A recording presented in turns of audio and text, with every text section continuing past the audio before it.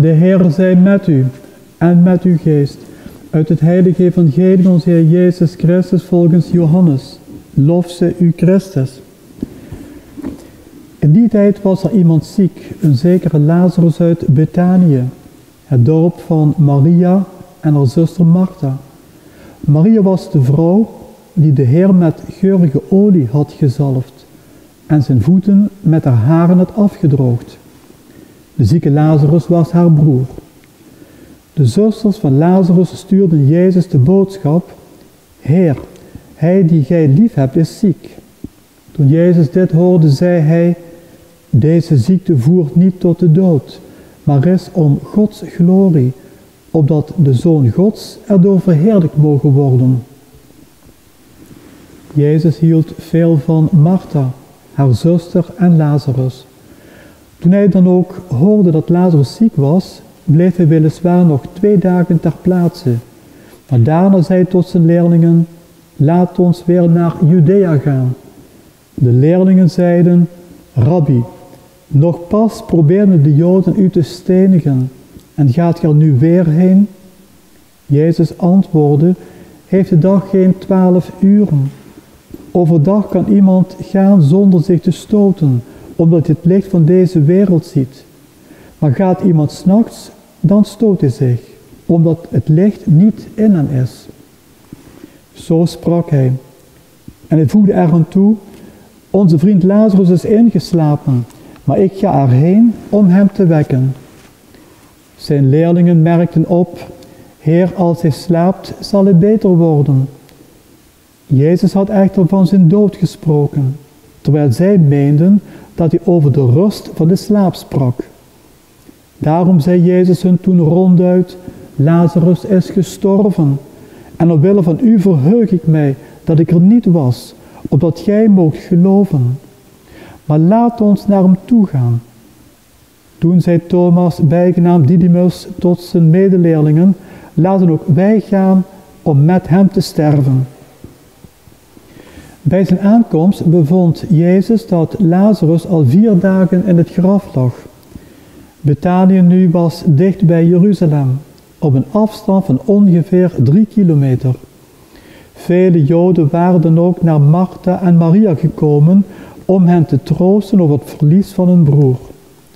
Zodra Martha hoorde dat Jezus op komst was, ging ze hem tegemoet. Maria echter bleef thuis. Martha zei tot Jezus: Heer, als ge hier waart geweest, zou mijn broer niet gestorven zijn. Maar zelfs nu weet ik dat wat gij ook aan God vraagt, God het u zal geven. Jezus zei tot haar: Uw broer zal verrijzen. Martha antwoordde: Ik weet dat hij zal verrijzen bij zijn verrijzen op de laatste dag. Jezus zei haar: Ik ben de verrijzenis en het leven. Wie in mij gelooft zal leven, ook al is hij gestorven. En ieder die leeft in geloof aan mij, zal in eeuwigheid niet sterven. Geloof je dit? Zij zei tot hem: Ja, Heer, ik geloof vast dat gij de Messias zijt, de Zoon Gods die in de wereld komt. Na deze woorden ging zij haar zuster Maria roepen en zei zachtjes: De Meester is er en vraagt naar je. Zodra Maria dit hoorde, stond ze vlug op en ging naar hem toe. Jezus was nog niet in het dorp aangekomen, maar bevond zich nog op de plaats waar Martha hem ontmoet had. Toen de Joden die met Maria in huis waren om haar te troosten, haar plotseling zagen opstaan en weggaan, volgden zij haar in de mening dat ze naar het graf ging om daar te wenen.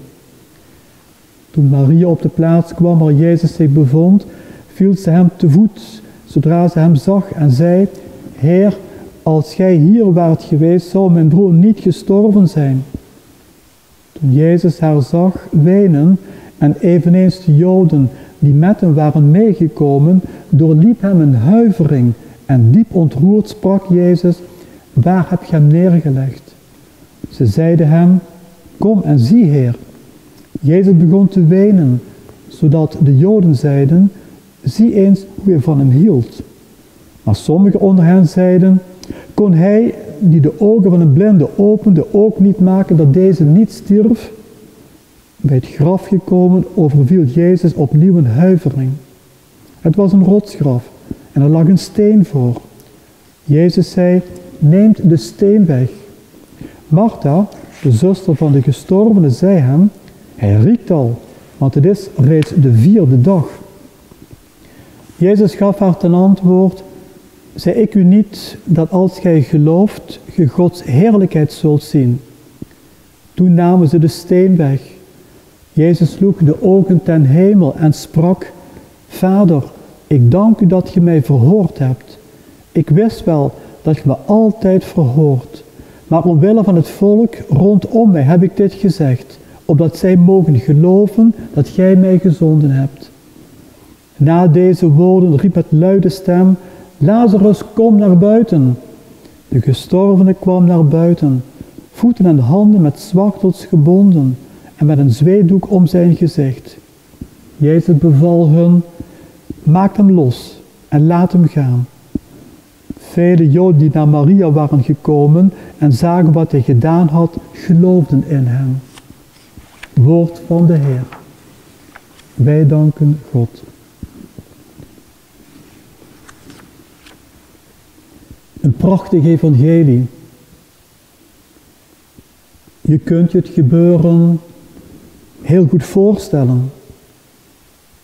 Voor de geest halen. En tegelijkertijd, ja, een buitengewoon moeilijk evangelie om te geloven.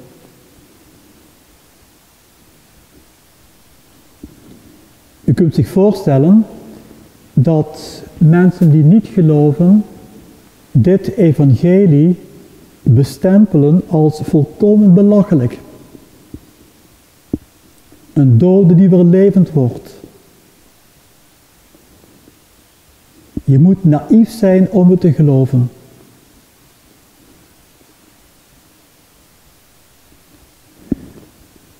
Wij worden hier geconfronteerd met een groot mysterie. Het staat opgetekend in de Heilige Schrift. Ooggetuigen hebben er ongetwijfeld nadien over gesproken.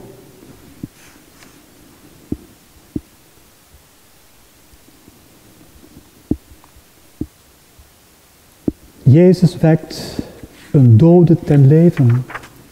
Lazarus is zijn naam.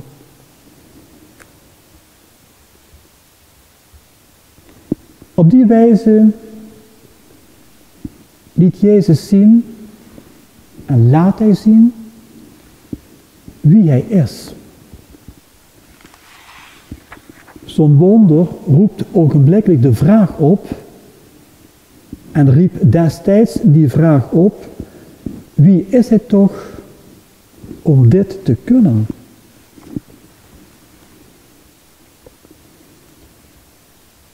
Het hele evangelie is één groot antwoord op die vraag. Jezus is God zelf, die mens is geworden. Hier sprak en handelde God zelf. Sterker dan de dood.